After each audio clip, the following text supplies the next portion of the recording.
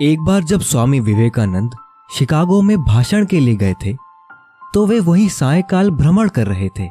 तभी उन्होंने एक जगह से गुजरते हुए देखा कि कुछ लड़के पुल पर खड़े होकर नदी में तैर रहे अंडे के छिलकों पर निशाना लगा रहे थे, लेकिन उनमें से किसी भी लड़के का एक भी निशाना सही नहीं लग रहा था। यह देखकर उन्होंने एक लड़के से बंदूक ली और खुद निशाना लगाने लगे। उन्होंने पहला निशाना लगाया और वो बिल्कुल सही लगा। फिर एक के बाद एक उन्होंने कुल 12 निशाने लगाए और सभी बिल्कुल सटीक लगे। ये देख लड़के दंग रह गए और उनसे पूछा, भला आप ये कैसे कर लेते हैं? क्या आप कोई निशानेबाज हैं? यह सुनकर स्वामी जी मुस्कुराए और उन्होंने लड़कों से कहा, तुम जो भी कर रहे हो अपना पूरा दिमाग और तन मन उसी एक काम में लगाओगे तो निश्चित ही अवश्य सफलता मिलेगी।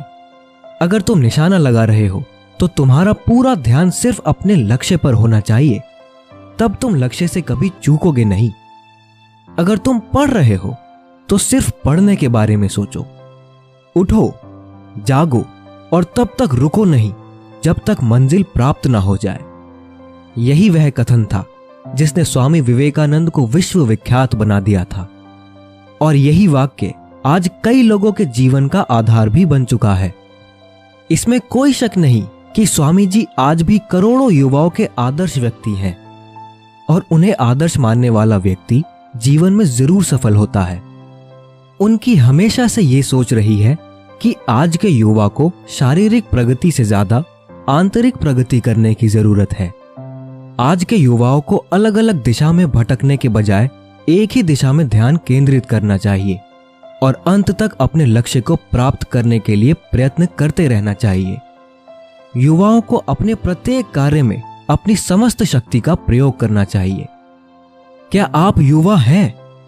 स्वामी विवेकानंद के अनुसार युवा वो है जो अनीति से लड़ता है, जो दुर्गुणों से दूर रहता है, जो काल की चाल को बदल देता है, जिसमें जोश के साथ होश भी हो, जो समस्याओं का समाधान निकालता है, जो बातों का बादशाह नहीं बल्कि करके दिखाता है।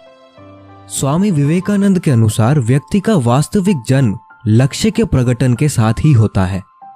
वे कहा करते थे, जिसके जीवन में कोई लक्ष्य नहीं वे तो खेलती गाती हंसती बोलती लाश है। जब व्यक्ति अपने जीवन के एक विशिष्ट लक्ष्य को नहीं पहचान लेता तब तक तो उसका जीवन व्यर्थ ही है। अपने जीवन में क्या करना है इसका निर्णय जरूर करना चाहिए।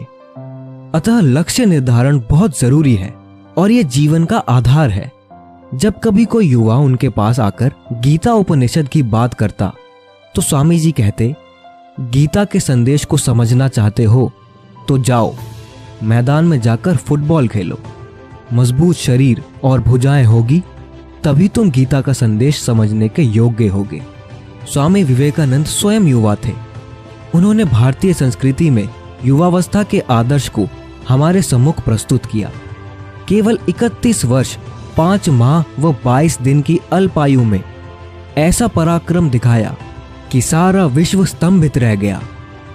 अपने जीवन, प्रेरणा, विचार, साहित्य तथा कर्म से स्वामी जी ने भारत सहित पूरे विश्व को प्रेरित किया।